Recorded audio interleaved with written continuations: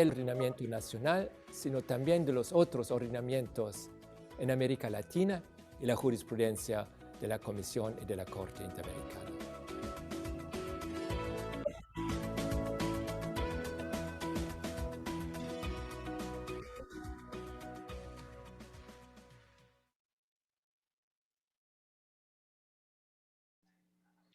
Ahora sí, le cedo la palabra a Mariela para que nos dé un saludo y la bienvenida al doctor Pablo Saavedra. Nuevamente, muchas gracias por estar aquí.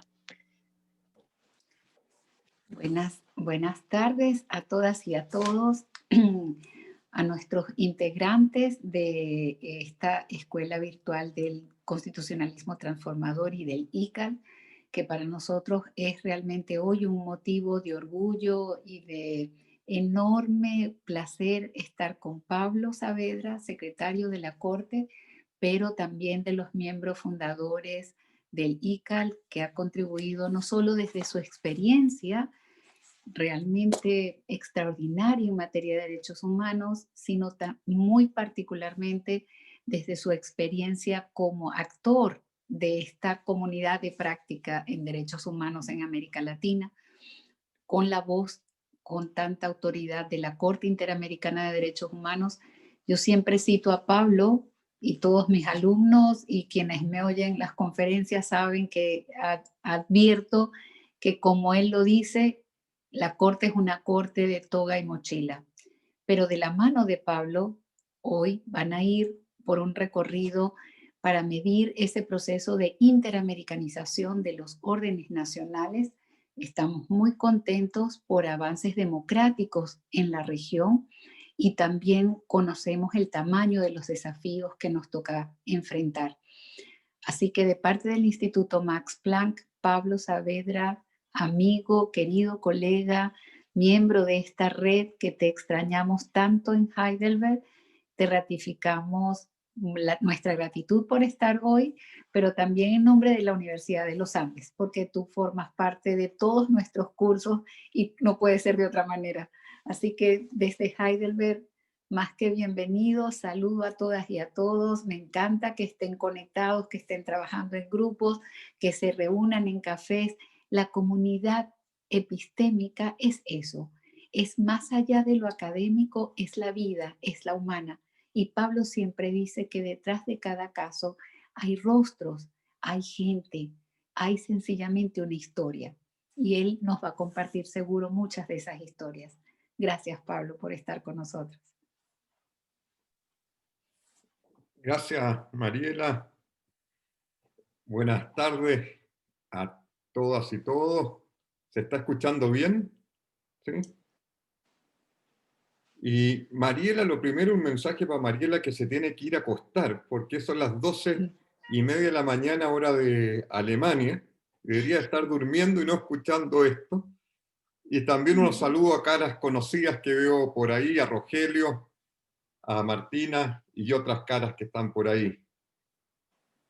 Mi clase día lunes, vienen de fin de semana, en la tarde, la quiero hacer dinámica y a lo mejor a diferencia de otras que han venido escuchando, siéntanse con la libertad a través de la manito que ahí me va a estar ayudando Laura, porque no lo veo. Interrúmpanme cuando tengan cualquier duda, pídanme ahondar un tema, critíquenme también, esto es un espacio académico, entonces bienvenida a cualquier crítica que tengan o que quieran que ahonde alguna reflexión. Estaba pensando mucho en cómo empezar la clase. Yo vengo un poco eufórico porque ayer hubo una votación en mi país, Chile, y ganó el apruebo, pasó una reforma constitucional. Y quiero partir una reflexión con mi país, precisamente con mi país para venir el resto. Y yo cuando estudiaba Derecho, yo cuando empecé a estudiar Derecho, eh, empecé a estudiar con esta constitución que se quiere reformar. Empecé a estudiar Derecho en mediados de los años 90. donde todavía estábamos en dictadura, Chile no había ratificado la Convención Americana, y reconozco que me aprendí la Constitución de memoria, la repetía, me preguntaban quién tenía la última palabra, y era la Corte Suprema. Era incuestionable, impensable. Si hubiese dicho que existía una Corte Interamericana o que alguien podía revisar alguna decisión de la Corte Suprema o algún tribunal chileno, me hubiesen rajado, me hubiese ido mal en el examen. Bueno, y pasó el tiempo, y el primer caso que tuvo Chile ante la Corte Interamericana de Derechos Humanos fue el caso La Última Tentación de Cristo. Y fue un caso donde dentro de lo que se cuestionaba era la constitución política de Chile porque permitía la censura cinematográfica. Era un caso donde se cuestionaba una decisión de la Corte Suprema porque permitía la censura cinematográfica. Era el único país del mundo donde existían estas figuras.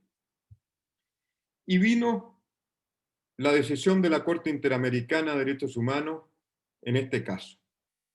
Y encontró violación a la Convención de Chile en varios aspectos. Uno, en su famoso artículo 2, que lo tienen que haber visto dentro del control de convencionalidad, por no haber hecho una compatibilización entre la Convención Americana y el ordenamiento jurídico interno.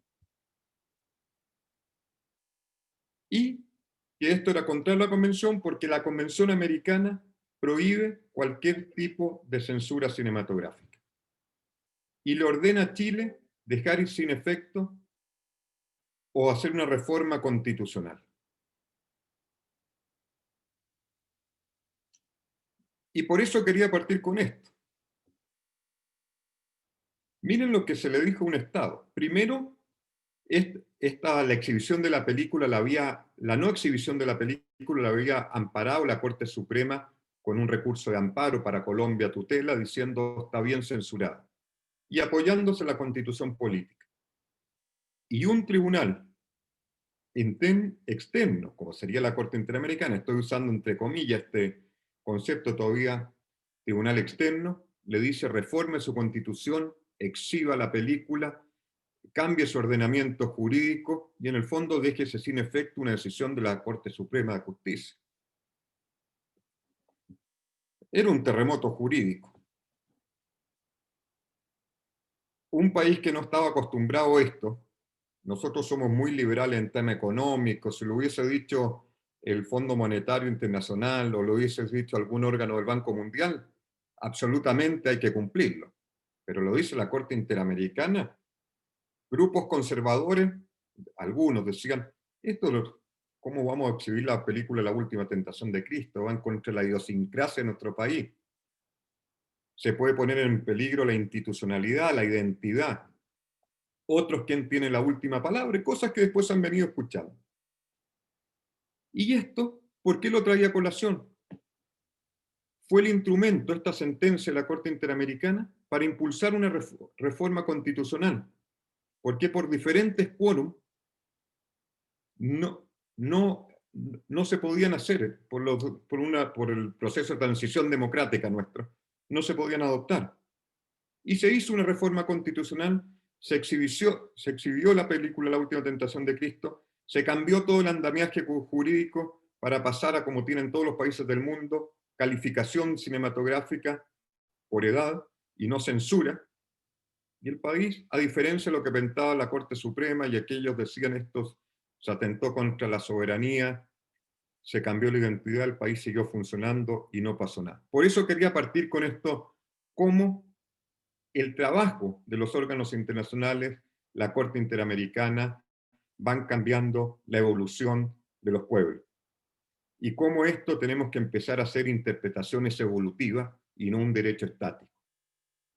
Y lo quería partir con ese cambio de cómo estudié, qué decía una constitución, qué decía una corte, que esto era intocable, cómo vamos a tocar una constitución, y miren cómo estamos metidos ahora con una población en el 80% diciendo hay que cambiar esto, y hay que darle un rostro mucho más democrático. Y esto, pensando cómo hacer hoy hoy en día también la charla, los quiero llevar a una reflexión. Estaba hojeando uno de los tantos libros que hay sobre el sistema interamericano, y existe esa foto clásica de cuando se adopta la Convención Americana de Derechos Humanos en 1969 en Costa Rica. Una foto preciosa aquí en el Teatro Nacional, que uno la usa mucho como una foto emblemática, cuando se adopta la Convención Americana. Un gran momento para la historia de nuestra América, sí. Se adopta una convención. Pero también hay que ver cómo se adopta la circunstancia, y empecé a mirar con más detalle esa foto. Primero, todos prácticamente hombres blancos, diplomáticos. No habían indígenas. Casi no había ninguna mujer, una que otra aparecía ahí a lo lejos, no habían mujeres participando. Uno empieza a ver las actas, los temas de orientación sexual, diversidad sexual no estaban. Los temas indígenas en 1969 no se discutían. Entonces yo creo que ahí viene una de las grandes reflexiones que tenemos que tener todos a la hora de que trabajamos en derecho. ¿Cómo este instrumento tan importante lo tenemos que hacer vivo, un instrumento vivo a la luz de la evolución de los tiempos? Y eso es lo que los quiero invitar, a hacer esta interpretación viva.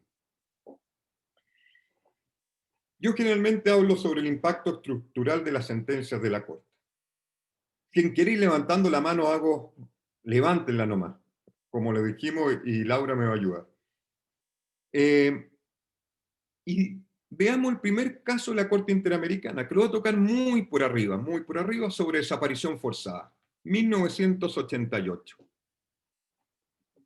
Una América donde en Centroamérica el caso hondureño estaba en guerras civiles. El Cono Sur, algunos seguíamos en dictadura, otros saliendo de dictadura. Y le llega el caso a la Corte Interamericana sobre desaparición forzada. No existía ningún instrumento en el mundo en ese entonces que hablara de desaparición forzada como se hay hoy en día. Habían algunas decisiones de la Comisión, algunos pronunciamientos y trabajos de Naciones Unidas, pero no había nada más. Muchos creían que el concepto de desaparición forzada era un invento de las izquierdas, de los activistas en derechos humanos. Era gente que se había ido al exterior, no existía. Y se ponía en duda que habían desapariciones forzadas en nuestra América, por algunos sectores.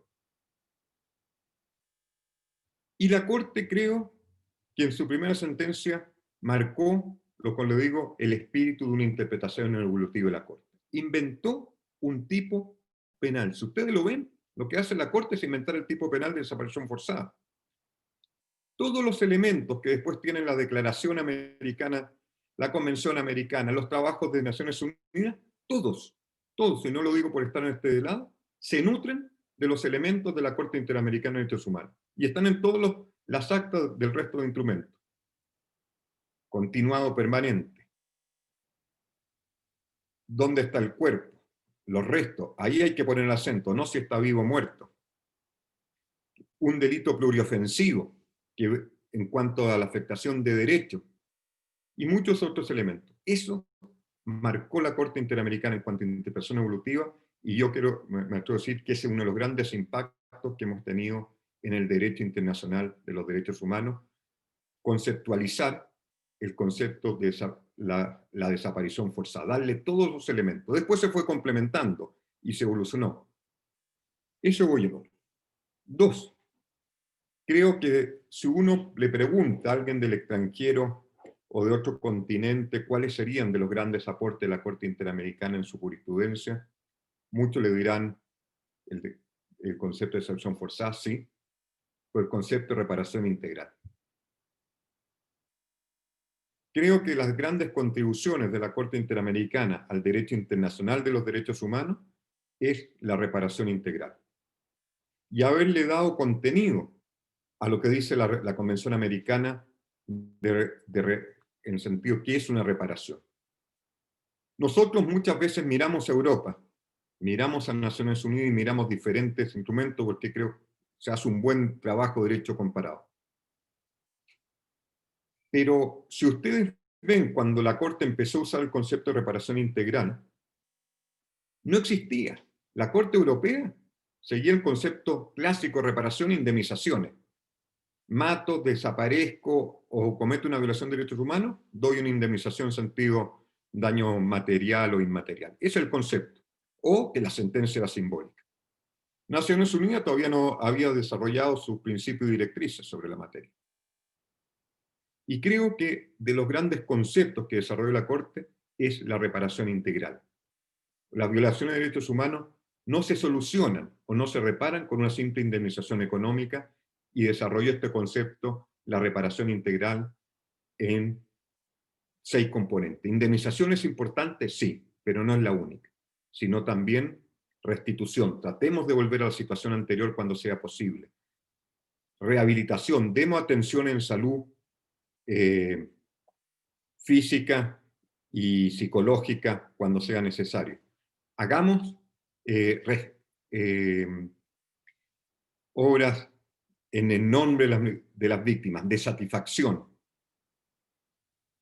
Pongamos nombre a las calles, monumentos, demos becas, etc.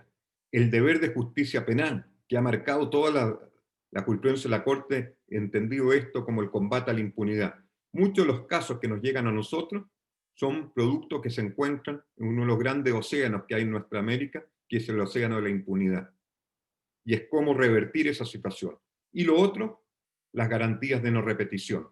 ¿Cómo? Cuando nos llega un caso, tratar de que ese problema que generó la responsabilidad internacional del Estado no vuelva a ocurrir. Eso creo que es una de las grandes contribuciones que hemos hecho, darle en el fondo un sentido humano y humanista al concepto de reparación, y, como decía el juez Antonio Cansado Trindade, no mirar al ser humano únicamente de la óptica de lo económico, sino que los problemas de derechos humanos son mucho más integrales que eso y mucho más profundos.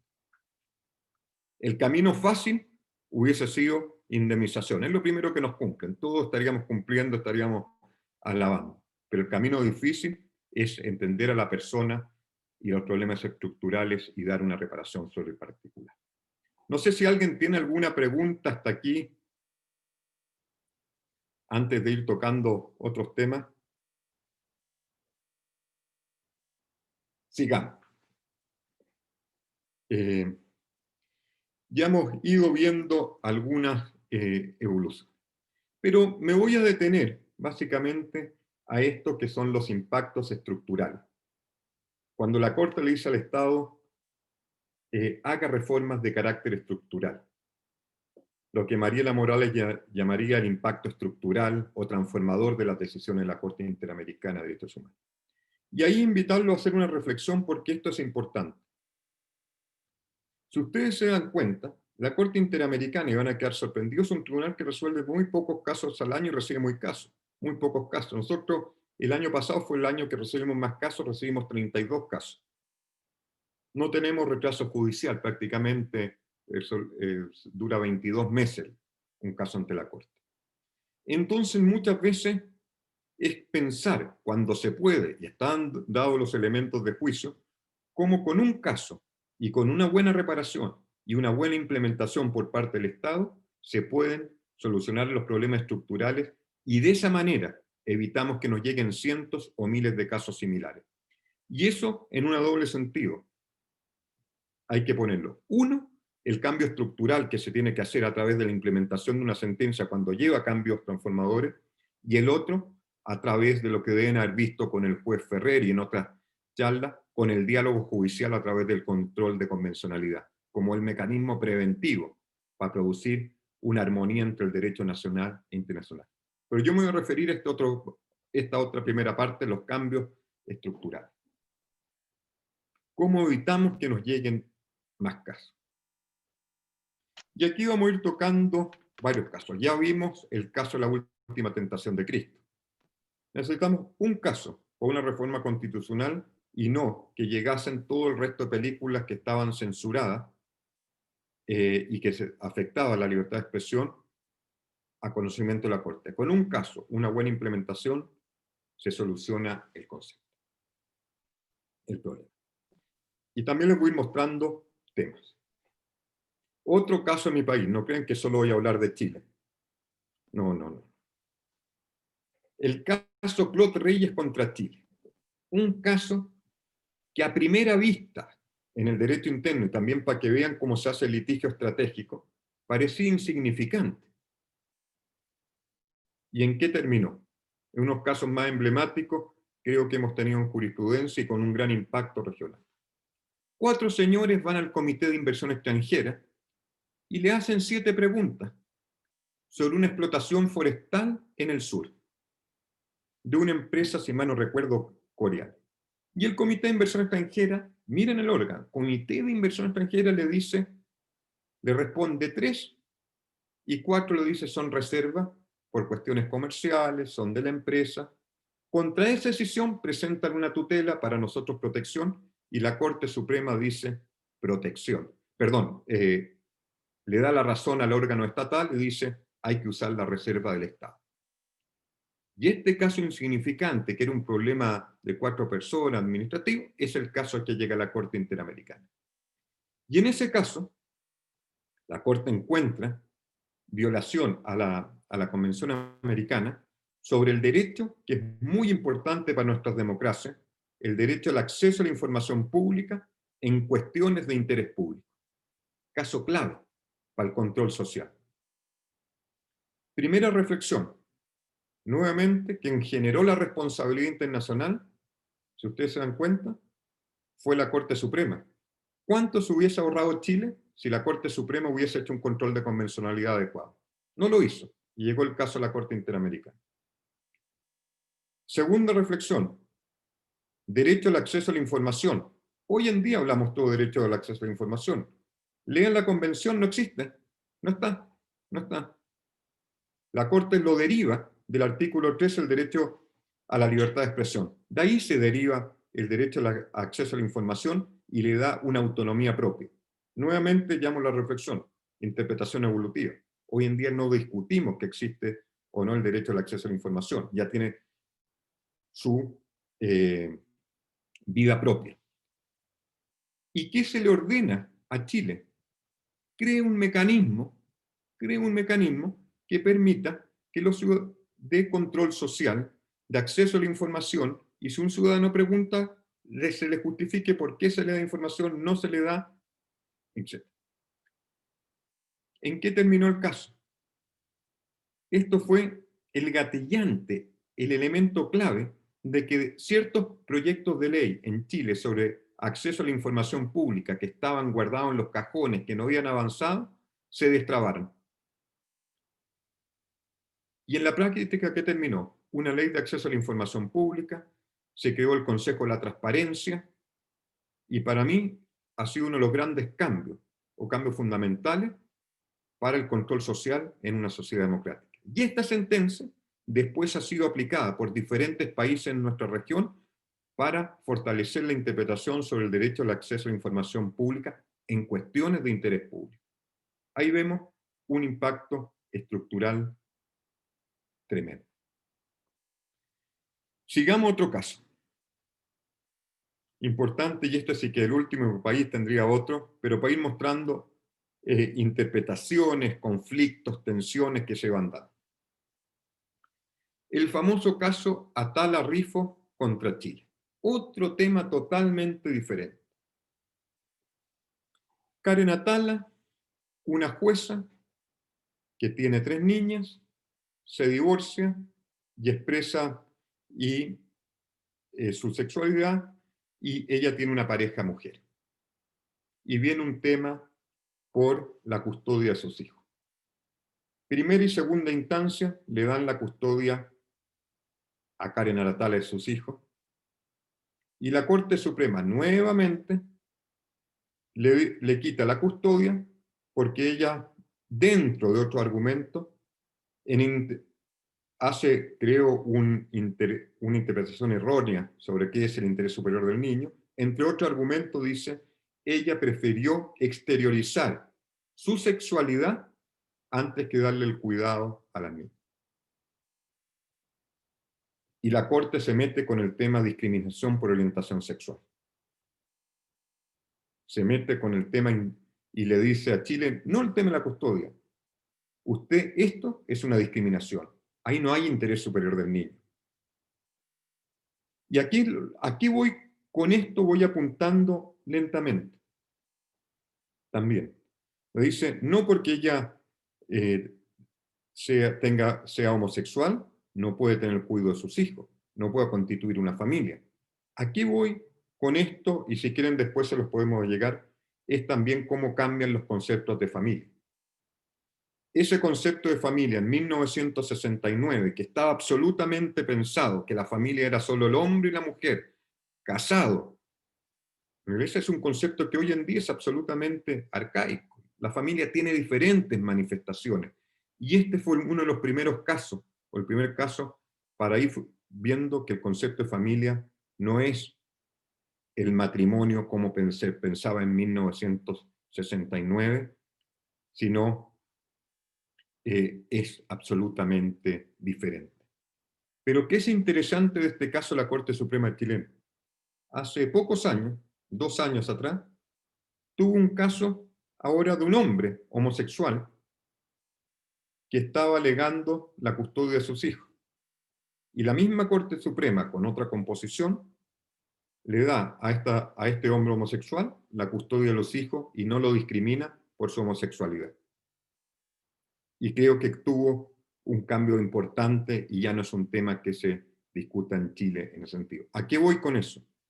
Un caso, una buena sentencia y un buen control de convencionalidad posterior en casos similares por parte de la Corte Suprema tiene un impacto tremendo en la región. Pero sigamos subiendo para que... no sé si alguien tiene preguntas hasta aquí.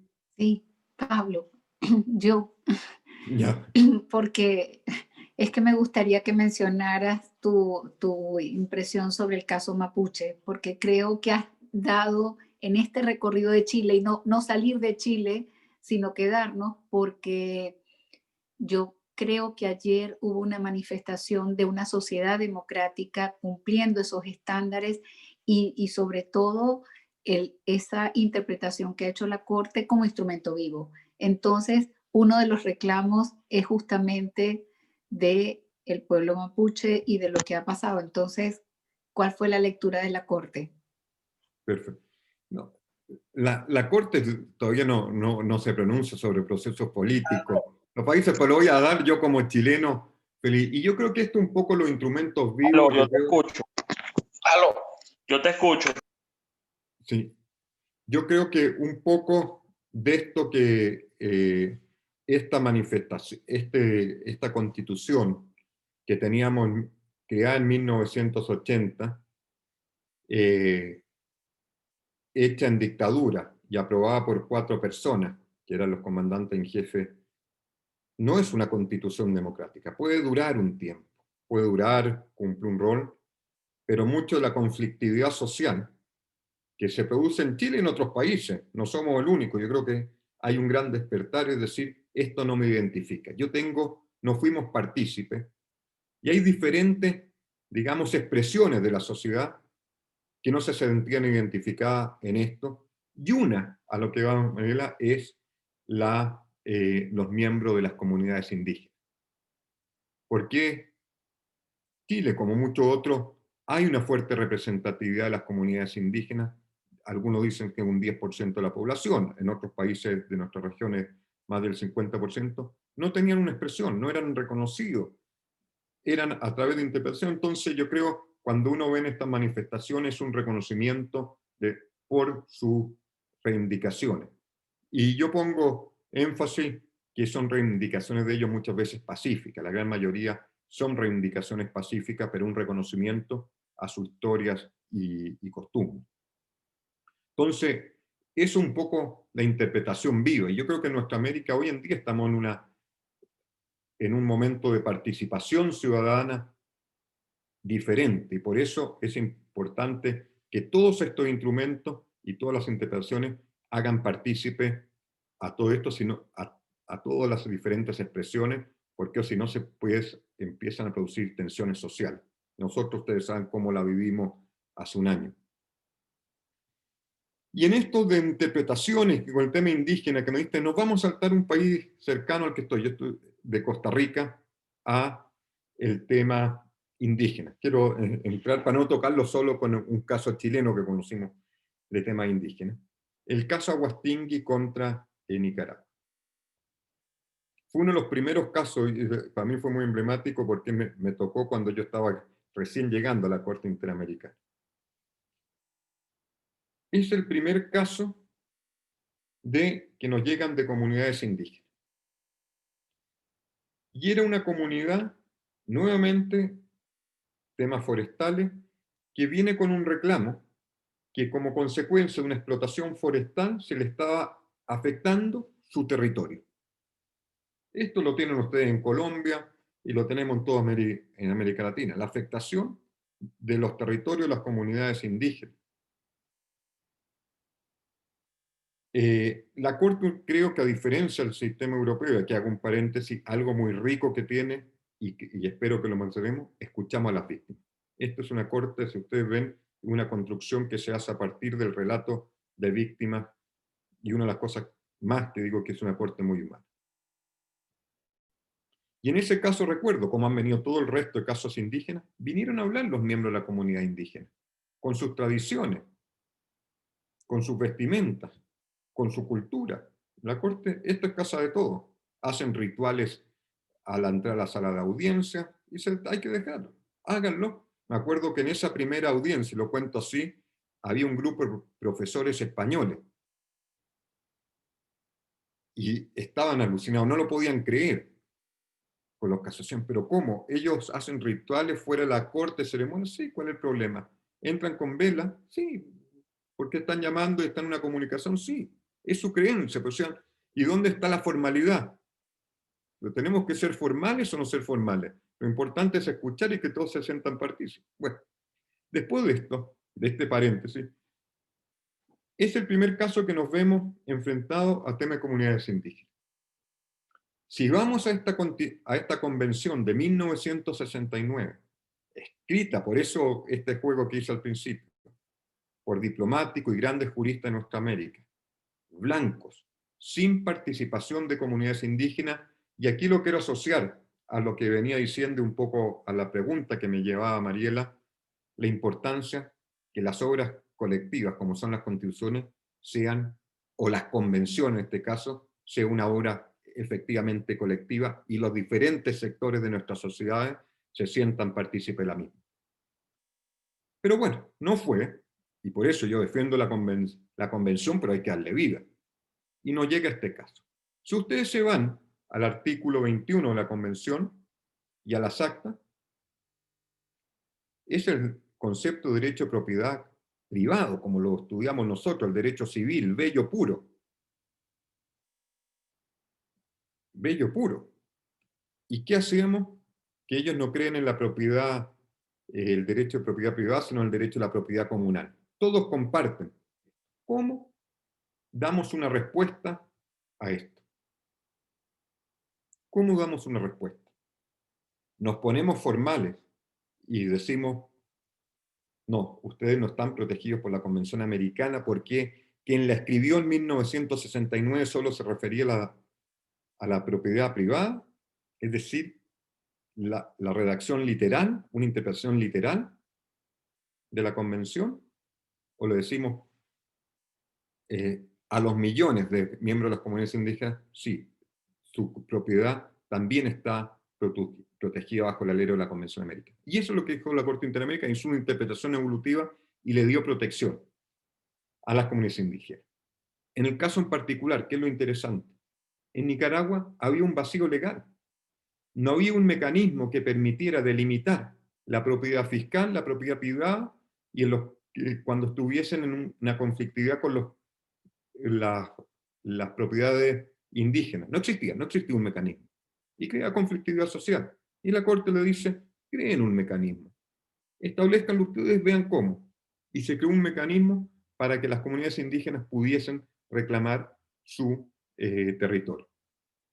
Creo que fue una de las también sentencias emblemáticas, Aguastingui, y después todo este concepto de derecho de propiedad comunal, que una de las grandes líneas jurisprudenciales de la Corte sobre materia indígena se fue fortaleciendo con el derecho a la consulta previa. Hoy en día le incorporamos el derecho a la consulta previa como un elemento esencial. Pero si ustedes se dan cuenta, el derecho a la consulta previa no está en la Convención Americana, la Corte lo incorpora de la Convención del Convenio 169 de la OIT, pero ya es parte como elemento esencial. Entonces, ¿a qué voy con este ejemplo de comunidades indígenas? Podríamos estar hablando 1 o 2 clases sobre estos temas, de importancia, interpretación evolutiva, y cómo una buena sentencia y una buena reparación estructural soluciona problemas estructurales, en este caso, para permitir a las comunidades indígenas en Nicaragua tener un mecanismo para reclamar sus tierras. No sé si alguien tiene alguna pregunta, quiere que aclare algo por aquí. ¿No? Que yo no los veo a todos. Bueno, sigamos. Laura, cualquier cosa, si tú los ves por ahí, me dices. No, doctor Pablo, pues no sé si le gustaría tal vez hacerle una pregunta al público para que puedan discutir por grupos y así de alguna manera como promover más la discusión. Como te parezca mejor. No, seguimos para contarle otras historias, porque son Listo. 110, y meter a 110 en grupos va a costar. Sí, sí, es cierto. Bueno, listo. Sí, Por eso prefiero que me interrumpan con toda confianza, rompan. Sí, o escriban por el claro. chat, yo estoy O escriban pendiente por el para... chat también y las podemos ir. No, y llévalos a la historia de hoy, la sentencia que se notificó hoy. Ah, ya voy para esa, voy para esa. Después, poco a poco, poco a poco. Sí. Yo estoy aquí. Vámonos, ahora estuvimos en Nicaragua, vámonos a Perú, que ha sido otro de los grandes jurisprudencia importante, la Corte Interamericana. Perú es de nuestros clientes frecuentes, alguien diría uno de los países que tiene más casos. Pero me quiero referir a 2 sentencias o 2 líneas jurisprudenciales absolutamente diferentes, pero de una gran relevancia. Los famosos casos Barrios Alto y La Cantuta sobre leyes de amnistía, que es uno de los grandes elementos para el combate a la impunidad y creo que los grandes desarrollos jurisprudenciales de la Corte. En Perú, la época del presidente Fujimori y antes también, hubo casos de graves violaciones de derechos humanos. En 1995 se dicta una ley de amnistía que prohíbe la persecución penal de los crímenes de derechos humanos, de la grave violación de derechos humanos cometida entre 1980 y 1995. Se estaba conociendo un caso que se estaba adelantando, el famoso caso Barrios Alto, sobre una masacre. Se dicta la ley de amnistía y la jueza hace un control de convencionalidad. Si ustedes se dan cuenta, dice, yo voy a seguir avanzando con el caso porque esto es contrario a la Convención Americana. Y se dicta una segunda ley de amnistía por el Congreso de la República que le dice, la ley de amnistía no puede ser revisada en sede judicial. No puede ser revisada en sede judicial. Es decir, amarraron a los jueces de mano. Una interferencia, si uno lo quiere ver hoy en día, del legislativo sobre el Poder Judicial. Eso es. Bueno, es el caso que le llega a la Corte Interamericana de Derechos Humanos. ¿Y la Corte qué es lo que usa? ¿Qué es lo que le dice? Nuevamente este artículo 2 que estaba en el caso La última tentación de Cristo, la compatibilidad entre el ordenamiento jurídico nacional y el internacional, le dice, esa ley carece de validez y efectos jurídicos. Validez y efectos jurídicos. Prácticamente hace la labor de control de validez de un tribunal constitucional, alguno podría decir. Eso lo ha dicho algunos, decir que la Corte está asumiendo funciones de un tribunal constitucional. Eso es lo que hace, en el fondo. Validez, es decir, la expulsa el ordenamiento jurídico. Lo que podía parecer un terremoto, importante. ¿Qué es lo interesante? Cómo Perú tomó esto en un sentido positivo. Esto fue lo que le permitió a Perú, con una buena comunicación con el Ministerio de Justicia, con la Fiscalía, Tribunal Constitucional, Corte Suprema y el resto de tribunales, desmontar todo el andamiaje de impunidad que se había creado producto de las leyes de amnistía en Perú. Hay un antes y un después. Hay un antes y un después en esto. Y eso desmanteló el andamiaje de impunidad, y eso fue esencial para que Perú supiera y conociera las graves violaciones de derechos humanos cometidas entre 1980 y 1995. Hoy en Doctor día, por Pablo, ejemplo, el perdón, presidente Fujimori está preso por estas causas, ¿sí? doctor Pablo, acá escriben, Juan Martínez escribe una pregunta. Dice, saludos desde Guayaquil, Ecuador. ¿Cuál es el carácter transformador que han tenido las opiniones consultivas en América Latina? ¿Tienen la misma fuerza vinculante que las sentencias de los casos contenciosos? Listo. Gracias. Me voy, termino la idea y me voy a opiniones consultivas porque creo que es bien importante que lo tengamos también en mente eso. Y en Perú, digo, 2 sentencias, la Cantuto y Barrosalto, permitieron desmontar todo el andamiaje de impunidad. No necesitamos que nos llegasen miles de casos. 2 casos y bien llevados y con buena comunicación con los tribunales internos, un gran impacto. Otra materia totalmente diferente que muchas veces no se menciona, pero creo que tiene un impacto muy importante. El famoso caso, y después otros que vinieron de los chilenos sobre condenados por traición a la patria. Se les condena a los chilenos por traición a la patria bajo la ley de terrorismo de Perú, en donde había tribunales sin rostro, sin garantías del debido proceso, tribunales militares, etc. Eso fue lo que había. Y la Corte Interamericana le dicta sentencia y le dice a Perú, usted tiene todo el derecho a combatir el terrorismo. Hay que hacerlo, pero en el marco del Estado de Derecho. No puede usar la jurisdicción militar. No puede usar tribunales sin rostro.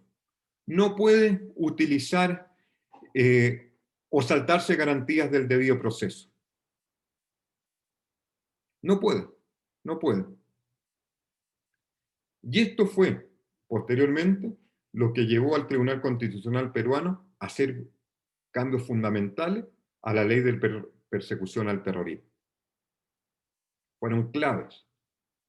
Ahí vemos un impacto estructural también de la sentencia de la Corte Interamericana de Derechos Humanos. Antes de pasar las opiniones consultivas, quiero contar estas cosas que son anecdóticas, que pasan en nuestra América y cómo se va cambiando y las críticas que nos van y nos vienen. Esta la dictamos cuando estaba el presidente Fujimori. Y eso le llevó a Perú a denunciar la Convención Americana de Derechos Humanos. La Corte Interamericana no sabe lo que es el terrorismo. Es una corte de izquierda. Necesitamos este concepto que a algunos les gusta mucho, margen de apreciación nacional. ¿Quién mejor que nosotros saber cómo combatemos el terrorismo? Y se va. ¿Qué hicieron los garantes colectivos que suponen fueron todos los estados? Nada. Nadie hizo nada. Después viene la debacle y lo primero que hace Perú es volver a la jurisdicción de la Corte Interamericana de Derechos Humanos. Pero para que vean cómo estos conceptos van cambiando, voy a entrar luego a la opinión consultiva, pero esto también para irlo actualizando. Después, la Corte ha conocido otros casos de otros países, y un país cercano a Colombia, Venezuela, empezamos a conocer casos de libertad de expresión, independencia judicial, y empezamos a mostrar temas estructurales respecto a Venezuela. Pero se nos cambió el discurso ahora. intromisión en asuntos internos, margen de apreciación para los estados, y es una corte ya no de izquierda, ahora es de ultraderecha. Y es lo que le sirvió el argumento para que Venezuela denunciara la Convención Americana. Las sentencias de la Corte en otra línea, para que vean, pero quería ver estos juegos que a veces se hacen políticos, juegos políticos, pero a la larga el tiempo nos da la razón. Creo que cuando cambien las circunstancias en Venezuela, lo primero que van a hacer es volver al sistema interamericano. Como digo, no se han ido, no exiliaron, que es un concepto diferente. Estamos afuera, pero ya cuando cambien las circunstancias creo que se volverá. Vamos a las opiniones consultivas. Como ustedes saben, la Corte tiene tres funciones: la contenciosa, la que he venido contando, la consultiva y medidas provisionales. Y voy a tocar, el poco tiempo que me queda, las dos, consultivas y provisionales, también para mostrar impacto estructural. ¿Tienen impacto estructural las opiniones consultivas? Sí lo tienen. ¿Son obligatorias las opiniones consultivas? Sí lo son. Y lo voy a explicar por qué son obligatorias. Es una obligatoriedad diferente a la del caso contencioso. Esto no produce una cosa juzgada, en el sentido como un caso contencioso que tienen reparaciones y hay que cumplir cada una de las reparaciones. No. Lo que hay es lo que algunos llaman una cosa juzgada interpretada. Hay una interpretación de la Convención Americana por el órgano encargado de hacer la interpretación de la Convención.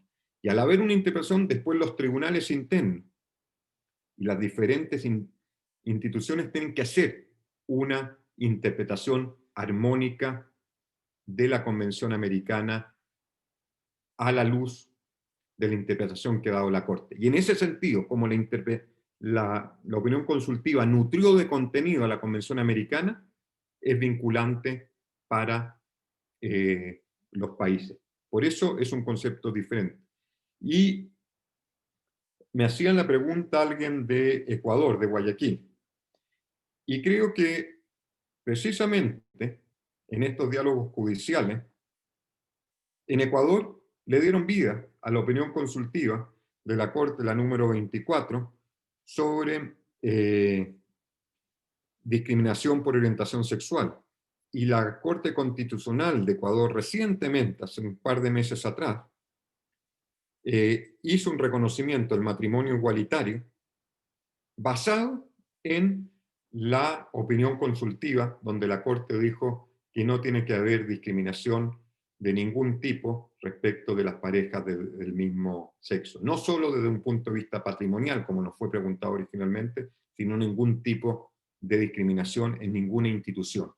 Esto lleva tiempo, porque lleva interpretaciones, acomodación, no son temas todavía sensibles, pero ahí tenemos un impacto a través de la interpretación que hizo la Corte Constitucional ecuatoriana. Segundo caso, Costa Rica. Costa Rica, la Sala Cuarta de la Corte Suprema, que vendría a ser el órgano de interpretación constitucional, también, a la luz de la opinión consultiva, permitió el matrimonio igualitario aquí en Costa Rica. Ahí tenemos dos impactos tangibles de meses atrás de esto. Y podríamos hablar muchos otros, por ejemplo, la opinión consultiva 16 sobre el derecho a asistencia consular. Es un tema clave. El impacto que ha tenido en la de migrante, en temas de migración, la de medio ambiente, estado de excepción, cómo recobró vida en este mundo COVID que estamos viviendo y restricción de derechos. Es decir, sí son vinculantes, pero desde una manera diferente que al caso contencioso. Y esto llevándome, me quiero también, el impacto estructural, ¿tienen o no las medidas provisionales? ¿Pueden llegar a tener un impacto estructural las medidas provisionales? Y la respuesta es sí, pueden llegar a tener un impacto estructural. Medidas provisionales nosotros tienen una doble naturaleza: cautelar, asegurar los resultados del juicio, los resultados del juicio, es decir, no lo mate, no lo ejecute, no lo extradite mientras la Corte conoce el caso. Cautelar, como a lo mejor lo tienen muchos los países de ustedes, y también tutelar, para proteger derechos. Nosotros conocimos muchos casos de Guatemala. En Guatemala, de casos durante el conflicto armado, en donde hubo graves violaciones de derechos humanos. Cuando se vuelve a la paz en Guatemala, se firma la Ley de Reconciliación Nacional. Y la Ley de Reconciliación Nacional en Guatemala dice que las graves violaciones de derechos humanos, las desapariciones, las torturas, los crímenes de lesa humanidad, no pueden ser objeto de ningún tipo de amnistía. Bueno, y paralelamente nosotros conocimos diferentes casos y habíamos condenado a Guatemala. Hace poco, en Guatemala, estamos hablando 2 años, se presenta un proyecto de ley, yo no voy a hacer alusiones, pero lean la parte emotiva o considerativa, para ver más detalle, en donde dicen que se va a aprobar una ley de amnistía para los casos de grave violación de derechos humanos. Una ley de amnistía, discutiendo en el Congreso, que se discutía en el Congreso, en donde a las personas que estaban condenadas o que estaban procesadas tenían que ser liberadas dentro de 24 horas. Y el juez que se opusiera a la libertad o no aplicara la amnistía podía ser objeto de sanciones penales. Y estando esto en etapa muy avanzada en el Congreso de la República, le llega una solicitud de medida provisional a la Corte, por el impacto que esto podía tener en llevar a impunidad a todos nuestros casos y para todo el resto de los casos. Y la Corte dicta una medida provisional, diciendo: archive el proyecto de ley porque esto va a producir una impunidad estructural, va a ser ilusoria las sentencias de la Corte Interamericana. Es decir, ahí tenemos un impacto estructural de las medidas provisionales. Y recientemente, que lo van a ver, me imagino, en otras clases, para mí también un impacto estructural, una medida provisional que acabamos de dictar hace 4 meses respecto de COVID-19 inmigrantes que quedaron atrapados en la zona del Darién. Ustedes son vecinos, en el camino en Panamá, en el sur de Panamá, migrantes que iban a la zona norte, y por las restricciones sanitarias quedaron varados más de 2.000 personas en albergues donde cabían 150 o 200 personas. Y se pueden imaginar la crisis humanitaria que se estaba creando en todos los sentidos, y la Corte dicta una medida para proteger a todo ese grupo de personas migrantes. Y lo último, aquí termino y lo contesto para darle respuesta a Mariela, porque ya se nos ha pasado, podríamos estar horas más. Acabamos de notificar una sentencia muy importante contra Brasil hoy día en la mañana, sobre la explosión de una fábrica de fuegos artificiales, en donde mueren 60 personas, de las cuales 59 eran mujeres, 19 niñas. Y aquí llamo la atención, esto nos daría para otra clase: responsabilidad internacional del Estado por actividades de particulares, entes privados, por la falta de fiscalización y supervisión. Gran tema, y cómo los temas de vulnerabilidad e interseccionalidad son relevantes en el análisis de la Corte. Afrodescendientes, pobreza, mujeres, etcétera, para ir configurando situaciones o bolsones de exclusión social, y cómo estos son alicientes para que se creen violaciones de derechos humanos. Lo dejo hasta ahí, no sé si hay más preguntas. Sí, doctor Pablo, de hecho hay varios comentarios, no sé si prefiere leerlos o que se No, los lea. díctamelo para ir y Bueno, yo... son bastantes, entonces va a ser como una lectura, o pues sí, los animamos también nuevamente a abrir el micrófono de los que están, los que escribieron: Samantha, Charlie Martínez, María de los Ángeles, Patricia Cruz, pero bueno. Entonces, mientras, si se anima alguno, no sé si alguna quisiera abrir el micrófono antes. Bueno, entonces veamos, nos escriben aquí. Bueno, Samantha Solano, en el Ecuador incluyeron, bueno, eso es de antes, pero la vuelvo a leer. En el Ecuador incluyeron la opinión consultiva dentro del bloque de constitucionalidad, en virtud de la cual se la consideró vinculante y se dio paso al matrimonio igualitario. Bueno, Charlie Martínez Roca escribe, ¿cuál ha sido, es una pregunta, cuál ha sido el desarrollo jurisprudencial de la Corte Interamericana de Derechos Humanos en relación a la responsabilidad de estados por actos de terceros, particularmente en relación a los recientes desarrollos en materia de empresas y derechos humanos, tomando en cuenta el contexto regional en donde los estados ven cada vez más diezmada su acción ante el surgimiento de poderes paralelos transnacionales? ¿Está preparado el sistema internacional de derechos humanos para dar respuesta a las violaciones de derechos humanos cometidas por estos poderes paralelos con convivencia y aquiescencia? Saludos desde Guatemala. No sé si quisiera el doctor Pablo responder. Sí, la contesto rápido un poco. No había visto la pregunta, pero este caso que nos llegó, el de Brasil, es precisamente eso, la responsabilidad por actos de terceros. También está un caso muy importante, otro de Brasil, el caso Hacienda Verde contra Brasil, el uso de trabajo esclavo, en el fondo en actividades agrícolas, como lo mismo, afrodescendiente, pobreza extrema, analfabeto, los trasladan para actividades agropecuarias o agrícolas y en lo que otro concepto de interpretación evolutiva, esclavitud moderna. Y eso no es un problema de Brasil, sino se da en muchas otras partes de nuestra región. Y creo, un poco a la pregunta de creo que eso es de los grandes desafíos que tenemos, cómo tener la mente abierta para saber detectar en estos casos donde falla los temas de fiscalización del Estado, donde fallan los temas de fiscalización del Estado y son actividades de privado que pueden generar casos de violación de derechos humanos. Y esto es especialmente importante en estos temas, hoy en día en temas de pandemia, que se pueden estas situaciones exacerbar, los aprovechamientos, y cómo esto también es una corresponsabilidad de todos, porque aquí estamos afectando derechos laborales y no dejar que se aprovechen solo los sectores especialmente vulnerables. Esto creo que es de los grandes temas y desarrollos que tenemos por delante, temas ambientales, etcétera. En estos temas, la respuesta es sí. Y creo que estamos preparados, sí, y necesitamos ir nutriendo la jurisprudencia en un buen sentido, en esta misma línea, en beneficio de todos y los mismos estados.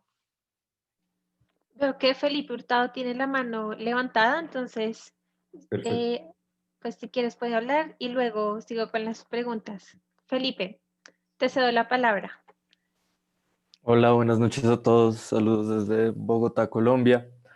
Mi pregunta está dirigida a el marco que se le da a la interpretación de los tribunales nacionales, o sea, un poco relacionado con convencionalidad, el marco que se le da de interpretación a los tribunales nacionales respecto a la, ¿cómo lo digo? A las decisiones de la Corte Interamericana o de las opiniones consultivas, es decir, cuándo podemos establecer límites o cuándo esos límites son válidos o esas diferentes formas de interpretar se pueden reconocer dentro de un estado y qué puede, o sea, y cuál sería como la vía para los ciudadanos de ese estado para que se garantice una interpretación armónica de las leyes del derecho público de una manera internacionalizada, interamericanizada. Muchas gracias. Gracias. Gracias, Felipe, por la pregunta complicada y larga, que daría para una exposición, pero voy a tratar de, por la hora, ser claro y respuesta a Twitter. Creo que es muy importante lo preguntaba. Y esto lo podemos ver desde varias perspectivas. Uno, desde la perspectiva de la Corte Interamericana de Derechos Humanos, no todas las decisiones de los órganos nacionales conllevan responsabilidad internacional del Estado. Pero esto también me lleva, los altos tribunales internacionales pueden llevar, las Cortes Supremas, tribunales constitucionales, a violación a la Convención Interamericana u otra convención del sistema interamericano cuando es contraria a la convención. Eso por un lado. Es decir, mostré los casos donde la responsabilidad internacional lo crearon los máximos órganos de clausura. Clausura nacional. Y mirado desde la óptica nacional, y por eso es importante todos estos cursos que vamos haciendo, al juez y a las autoridades nacionales se le pide un control de convencionalidad. Haga una armonización. Si no la hace, y esta vez puede llegar a generar responsabilidad internacional.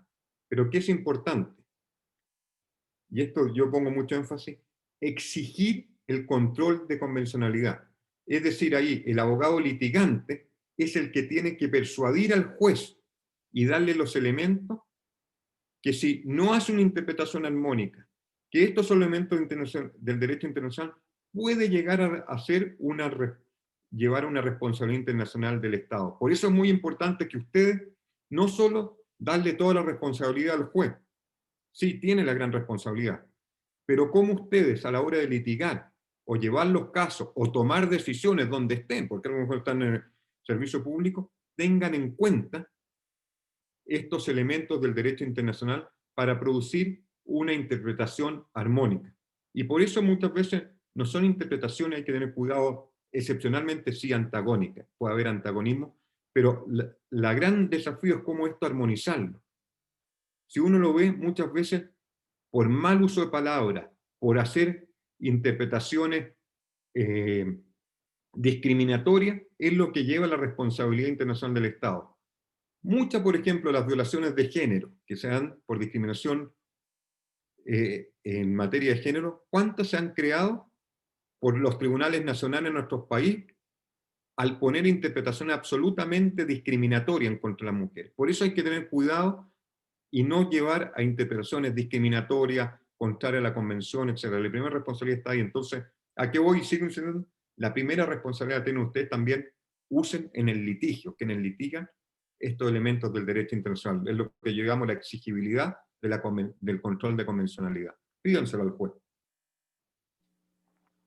Bueno, regreso entonces, gracias Pablo, regreso entonces a las preguntas. Antes de darle la palabra a Patricia, que levantó la mano, y también Paul Baki, creo que él levantó la mano. Entonces, va a leer la pregunta de María de los Ángeles y luego le doy la palabra a Patricia y luego a Paul Baki. María de los Ángeles nos pregunta desde Barranquilla, Colombia. Usted dijo que las opiniones consultivas tenían un carácter obligatorio, que regresar nuevamente a las opiniones consultivas. ¿Qué medidas puede tomar la Corte cuando los estados no siguen esos estándares? Gracias, María de los Ángeles, por tu pregunta. Creo que eso es muy interesantísima y yo creo que ahí tenemos un vacío. A diferencia del caso contencioso, como decía que hay una cosa juzgada, nosotros hemos desarrollado algo, creo que es bueno, muy bueno, un sistema de seguimiento de nuestras sentencias. Hay informe de los estados, hacemos audiencias, vamos a terreno, sacamos resoluciones, etc. Yo creo eso para otra clase, el sistema de monitoreo y seguimiento de las decisiones en los casos contenciosos, al igual que las medidas provisionales, es muy bueno en la Corte Interamericana. Pero en las opiniones consultivas, emitimos una opinión consultiva y ahí quedó. No sabemos qué está pasando, cómo se está utilizando, qué seguimiento. Entonces, yo en un artículo reciente, que precisamente para Mariela, creo que tenemos que innovar en eso. No en un sentido para ir a acusar a los estados, porque esto no, sino hacer seguimiento de cómo han habido prácticas buenas que nos informen producto o cambios producto de las opiniones consultivas. Que esto nos enriquecería a todos para ir produciendo el impacto de las opiniones consultivas. Y ahí déjenme contarle una experiencia reciente, producto de la opinión consultiva 24, que tenía dos aspectos, este que vimos donde se tocaba el tema matrimonio igualitario. También había otro que era el cambio de nombre de las personas trans.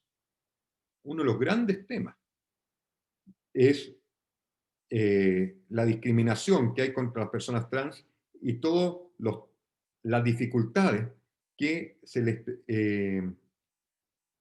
que nuestro Estado le permiten, obstáculos para cambiar su nombre de acuerdo a su autopercepción. Es un tema tremendo en nuestra América, unos más, otros menos, pero un tema grande.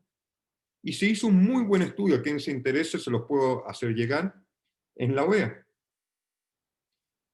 sobre trabajando con los registros civiles de la OEA para implementar, porque ellos son un mundo que no, registros civiles no lo reconozco, no había pensado antes, cómo implementar las opiniones consultivas de la Corte en materia de cambio de nombre a las personas trans.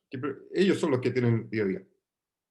Y es abismal y muy interesante ver, ellos hicieron un monitoreo, cómo esto, a través de la formación y los cambios de procedimiento, ha permitido y le han facilitado el cambio de nombre por procedimiento administrativo sencillo, en algunas partes, a las personas trans. Entonces, por eso es importante darle seguimiento y otras que han habido. Y ahí yo creo que tenemos que, como Corte Interamericana, ser creativos y dar seguimiento a esto, no para acusar Estados, sino para irradiar las prácticas buenas que tenemos en nuestra región producto de las opiniones consultivas. Pablo, ¿puedo agregar un ejemplo ahí con esto de la opinión consultiva 24? Martina, Sí, ¿cómo estás? sí, Martina. Justamente hace un mes más o menos, el Poder Ejecutivo Nacional argentino sacó un decreto de cupo laboral trans, y entre los considerandos para estatuir el cupo laboral trans obligatorio en todos los cargos federales, utilizó como primer estándar el de la opinión consultiva 24. Después citó, ¿no?, otros informes de Naciones Unidas, etcétera, pero digo, se viene tomando un poco, quizás también varía un poco con el gobierno, ¿no? Cuán progresista sea y cuánta capacitación tenga. Pero fue hace menos de un mes eso. Gracias.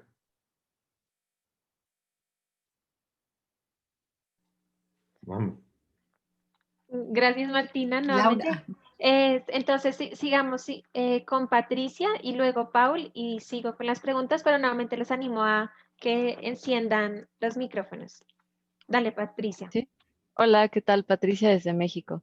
Bueno, escribí mi pregunta, pero a manera de resumen, creo que pues las personas que defienden el sistema interamericano, creo que están todas las personas en este grupo, o cuando más no conocían ningún detractor del sistema interamericano aquí, una crítica muy común que encontramos es justo que los niveles de cumplimiento son bajos y usualmente respondemos que lo que importa es el impacto más allá del cumplimiento, que son sentencias transformadoras. Citamos una serie de estas sentencias, pero lo que yo creo, o sea, sí coincido con esta visión, pero creo que nos centramos solo en el aspecto jurídico de ese impacto.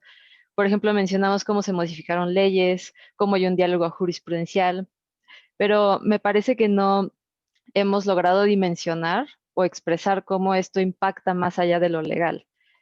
Creo que, y mi pregunta es eso, ¿no? O sea, creo que eso es subestimar el verdadero impacto de la Corte. Mi pregunta sería si desde la Corte Interamericana han pensado en alguna manera, pues, de demostrar, pues, ese impacto que va más allá, pues, de un diálogo jurisprudencial o de cuestiones meramente jurídicas, y cómo impacta, pues, a personas, a sociedades, más allá de lo jurídico. Gracias, Patricia, por la pregunta. Buenísima. Comparto el fondo de tu pregunta, totalmente. Y yo creo que hay que diferenciar tres cosas, tres elementos, tres visiones. Uno es lo que uno puede denominar el cumplimiento e implementación de una sentencia. Y a diferencia de lo que muchos piensan, creo que el cumplimiento no es malo. Hay casos complicados, sí. Pero ojo que el cumplimiento, si uno lo ve en detalle, no es malo. Porque la Corte, un tribunal que entra mucho detalle a la hora del cumplimiento, puede meter eso. Después viene este concepto que he estado tocando hoy en día, el impacto. El impacto de las reformas legales, cambios estructurales, etcétera, que a Mariela Morales le encanta, esta la transformación, el Dios constitucional transformador y todo lo que estamos hablando. Pero creo que hay un tercer elemento a lo que tú vas, que es mucho más profundo, que es el concepto de la trascendencia. Que no es cumplimiento, no es impacto, sino la trascendencia. Entendía esto, un concepto que estoy logrando, como el empoderamiento social que producen las decisiones de la Corte y los órganos del sistema interamericano. Y este empoderamiento que las comunidades indígenas, más allá del caso, se sientan empoderadas para reclamar sus derechos.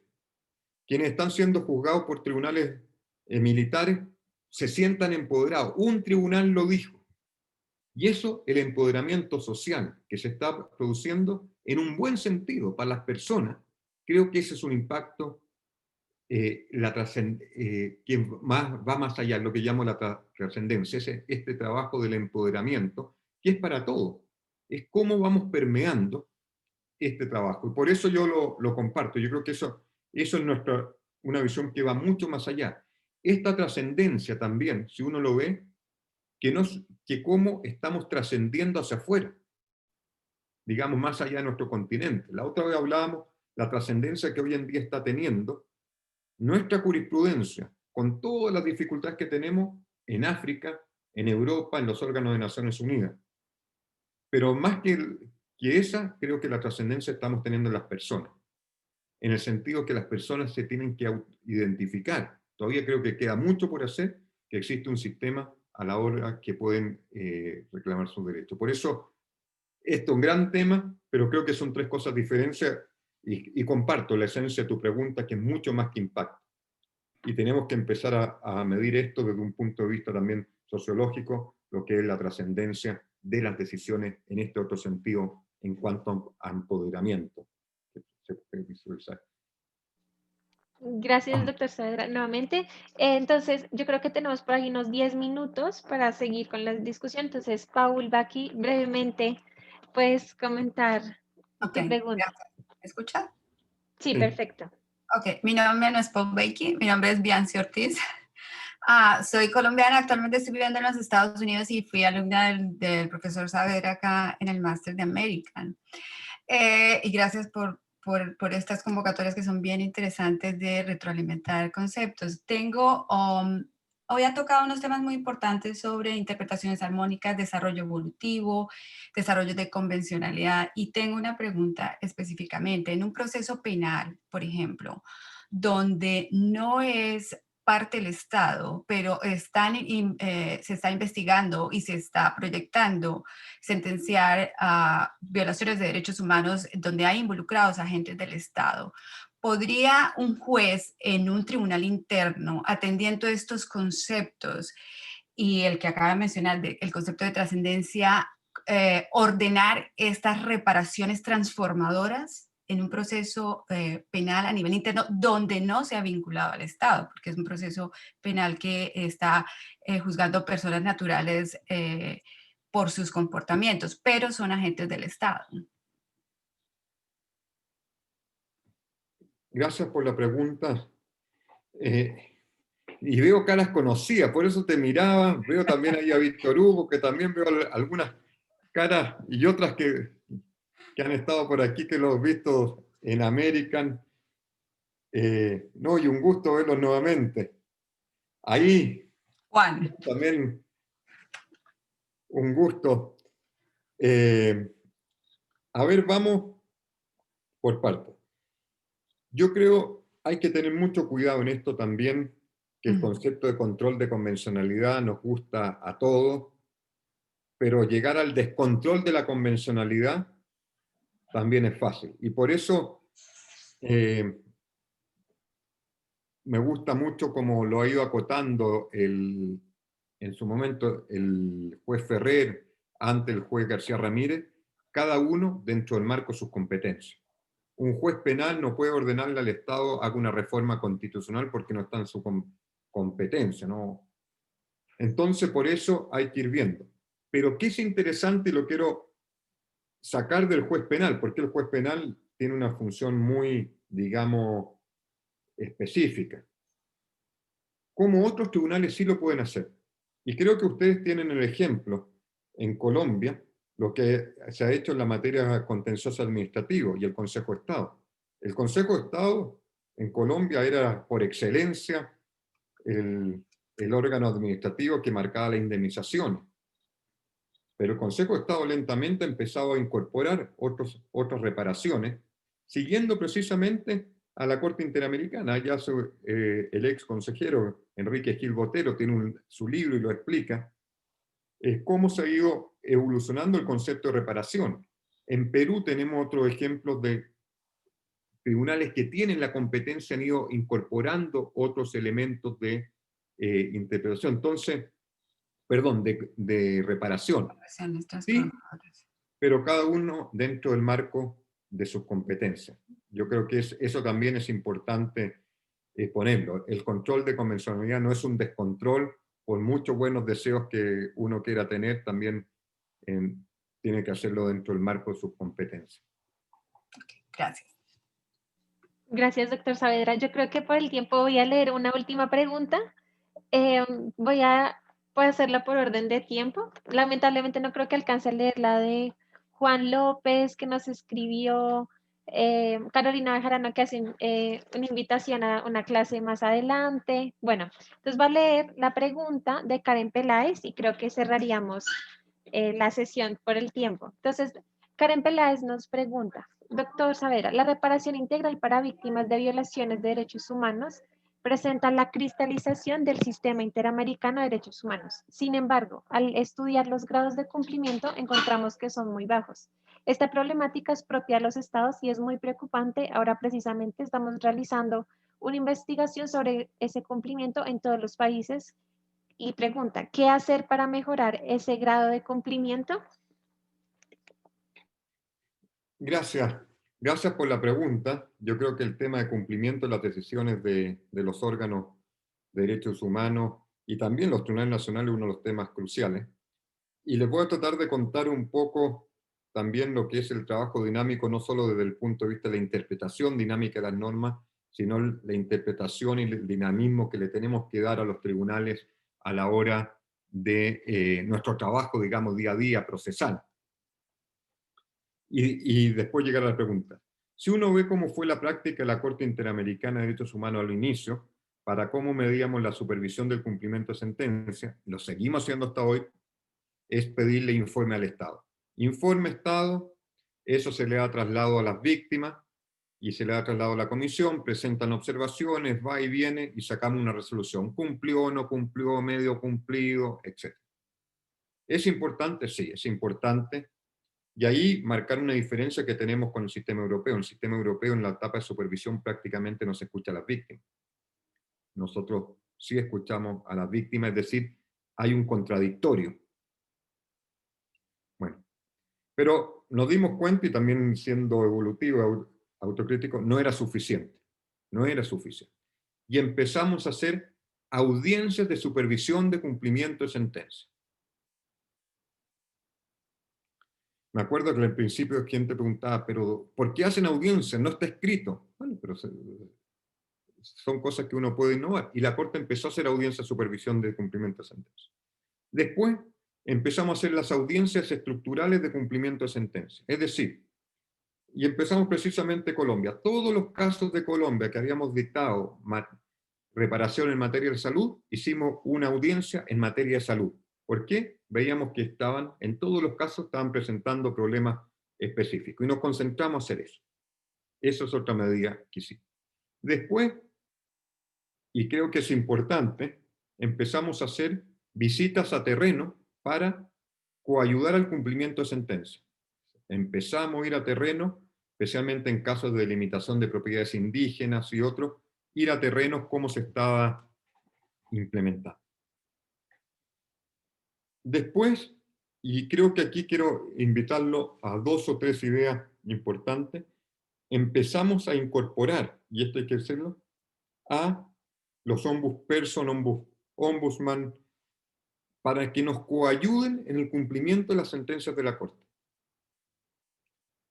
Las defensorías del pueblo, ¿no?, juegan un rol fundamental y a veces pueden articular y ayudar a las víctimas a la hora del cumplimiento de las sentencias de la Corte. Tuvimos una muy buena experiencia con la Defensoría del Pueblo de Colombia, que nos hicieron recientemente, hace un año, un diagnóstico y un diálogo con víctimas, cuáles eran los problemas, cuáles eran las frustraciones que sentían en el cumplimiento de la sentencia y los obstáculos que tenían adentro. Esto mismo después lo replicamos con algunas cosas con la Comisión Nacional de Derechos Humanos de México, es decir, creo que pueden jugar un rol fundamental. Eso, pero ¿qué es lo importante y quiero tomar? Es la voluntad política. Por mucho que hagamos nosotros, por mucho que hagamos, si no hay voluntad política por parte de los estados, no se van a cumplir las sentencias de la Corte. Y por eso es tan importante esta labor que se va haciendo de seguimiento. Nosotros todo el día es cartas van, cartas vienen, etcétera, y aprovechar los momentos políticos. Hoy día me dicen, ¿Venezuela les va a cumplir una sentencia? No, no olvidemos. Pero es ir creando la confianza con las víctimas. Sabemos que hay cosas complicadas para cumplir, por eso hay que tener mucho cuidado. Prefiero que sean complicadas, no dictarlas. ¿Cómo hacer atenciones de salud? Porque es muy fácil, por ejemplo, que nosotros dictamos la sentencia, y por eso tenemos que imaginarlo y todo, y cómo articular esto, también un desafío para nosotros.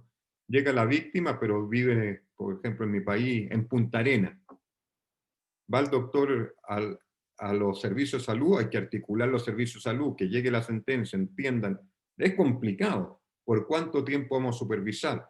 Las que son materias de educación escolar, que le den las becas, pero que se mantenga en el tiempo. Entonces, y ahí mostrarles, por ejemplo, una diferencia que tenemos con Europa, por ejemplo, para mostrarles. Por eso es un gran desafío y tenemos que ser imaginativos. En Europa, el deber de justicia penal. En Europa no lo hace la Corte Europea, sino lo hace un órgano político, el Comité de Ministros. Hay que investigar los hechos, dicen. Y el Estado le dice por escrito, sí, vamos a investigar, señores del comité. Cumplido, check, nunca más supervisamos. Imagínense nosotros, nuestra América Latina, si nos dicen, sí, no se preocupen, ya vamos a cumplir los temas de impunidad. No, no, informe. También hay derecho de defensa a quienes están acusando. Y eso puede durar 7 o 8 años. Y estamos arriba, arriba, arriba.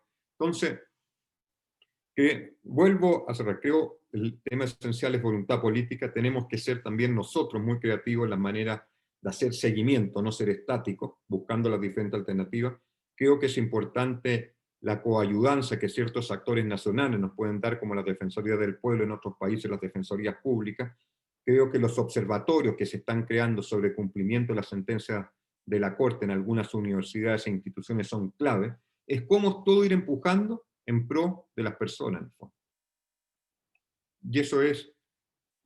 y esto también tiene un sistema, especialmente en los casos de graves violaciones de derechos humanos, es cómo sentir que las víctimas vuelvan a recobrar confianza en el Estado. Muchas veces se ha quebrado esa confianza, y se ha quebrado profundamente. Es todo un proceso que es mucho más, como antes veíamos la trascendencia, es como para muchas víctimas volver a confiar en ese funcionario público que va a tener para el Estado. Y lo último, idea, porque esto aquí es mucho más profundo, no es un tema solo del funcionario que está a cargo del cumplimiento. Nuestras reparaciones, lo rico que tiene, pero también lo complicado, te mueve toda la maquinaria del Estado, todo.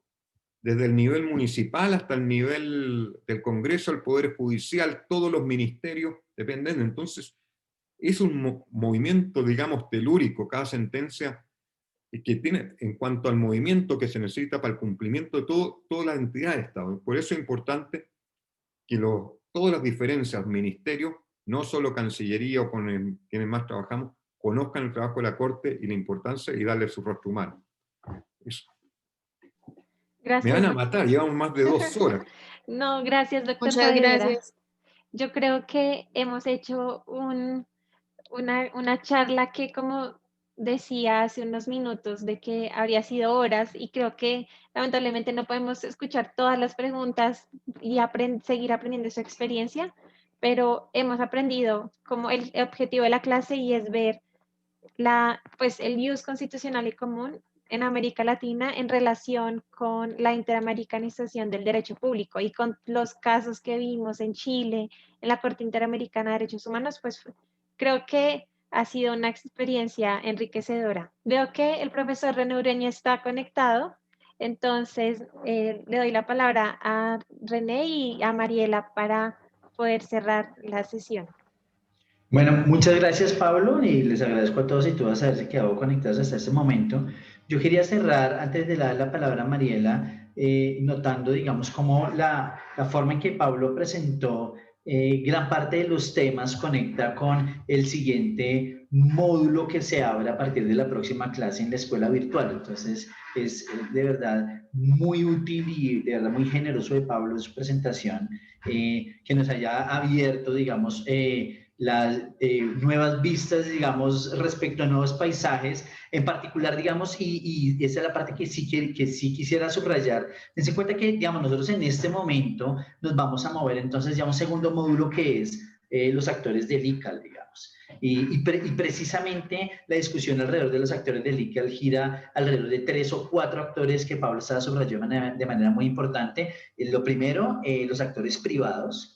Y esta es la idea, digamos, que vamos a discutir el próximo miércoles con Daniel Pamplona. Entonces, cómo los actores privados crean y desarrollan estándares interamericanos que después son retomados, desarrollados por la Corte Interamericana. Eso va a ser clave. Y a partir de eso comenzamos a hablar de cortes nacionales, que el doctor Jorge Roa nos va a hablar de eso. Y luego la dimensión multinivel, que es precisamente esa interacción que Pablo estaba escribiendo de manera muy clara, que es lo que nos va a contar Flavia Piovesan. Después, entonces, vamos a movernos precisamente sobre sociedad civil y el movimiento de los derechos humanos, que es lo que nos va a hablar Vivi Kristishevich. Y luego, resaltando un poco lo que estaba diciendo Pablo, al final, hay 2 temas importantes que vamos a tocar al final del curso, y es, primero, el tema del cumplimiento, que es lo que está hablando Pablo, digamos, toda la dinámica, digamos, las dificultades con el cumplimiento, y es precisamente lo que nos va a hablar Clara Sandoval. Esto es la discusión que vamos a tener el 11 de diciembre sobre el modelo de incumplimiento, y Carolina Bejarano nos estaba contando también un poco sobre, ver un poco el ICAL desde abajo, digamos, de los movimientos sociales, y eso es precisamente lo que Carolina estaba mencionando, que tenemos el miércoles 16, que es el ICAL y el doble flujo del discurso de la práctica de los derechos humanos. Entonces, quiero que se den cuenta cómo a través de toda esta generosa discusión que hemos tenido con Pablo, con Eduardo, con Manuel, cada vez vamos construyendo, digamos, un vocabulario más sofisticado y vamos viendo cómo ICAL en realidad no es una sola cosa, sino es en realidad una cantidad de ideas que se complementan, a veces se contradicen entre sí, y eso nos permite entonces ver de manera como cada vez más elaborada, vamos avanzando en nuestro camino para entender la idea de constitucionalismo transformador en América Latina. Y este ha sido en realidad un gran paso. Pablo, muchas gracias por tu generosidad, por estar acá. Yo sé que tú estás extremadamente ocupado y en realidad creo que todos estamos muy contentos que hayas podido compartir con nosotros y nosotras estos momentos. Entonces, muchas gracias, Pablo. Te agradecemos mucho. Gracias, René, por la invitación a ustedes. Entonces, bueno, creo, a menos que Mariela tengas algo que decir, vamos a ir cerrando esto y por supuesto los invitamos a todos y a todas a que continuemos. Como saben, el miércoles próximo tenemos sesión nuevamente y aquellos que se conectaron hoy por primera vez son bienvenidos a las próximas sesiones para continuar con esta conversación sobre el ius constitucional común en América Latina y nuestra escuela virtual, que creo que va todo avanzando muy bien. Y 2 temas administrativos, les recordamos el café ICAL, que tenemos entonces, Laura les va a contar para que sigamos en ese proceso en que ustedes puedan conocerse entre ustedes para generar como una red y también ustedes puedan compartir sus proyectos, sus expectativas, sus dificultades laborales, todo eso. Eso es una parte, y otra parte les recomendamos el grupo de Facebook que está ya activo y por favor únanse, compartan ahí materiales, ahí estamos colgando los videos por el momento en el grupo cerrado, después van a estar en YouTube. Entonces, por favor, únanse a esas 2 iniciativas, Café ICAL y el grupo de Facebook. Si tienen alguna duda, por favor, escríbanos. Muchas gracias a todos y todas. Pablo, muchas gracias. Gracias, Pablo. Mil gracias. Gracias a todos René. ustedes. y buenas tardes. Hablamos de más, pero bueno, espero se hayan entretenido. Gracias, que estén bien. Gracias, Pablo. Gracias, Muchas gracias. Pablo. Gracias a todos. Mariela Gracias. Virtu. Después